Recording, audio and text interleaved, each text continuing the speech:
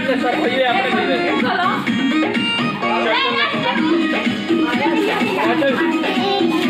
अगर एक लाख कंट्रोल कर नहीं भाई उठ चला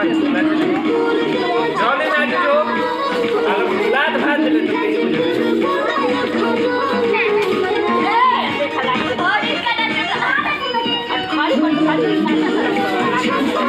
वीडियो बनाओ तो नाच लो तो क्या जाए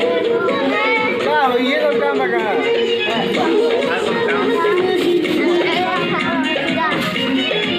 आधे बिगाड़ जाएगा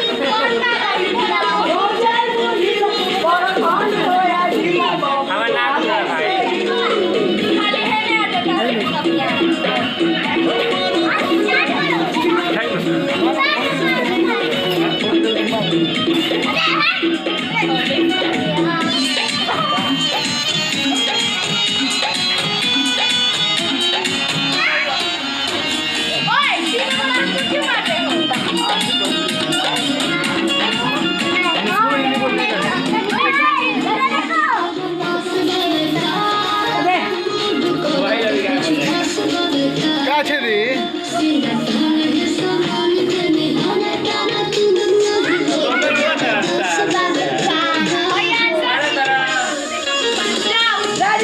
वीडियो खराब होगा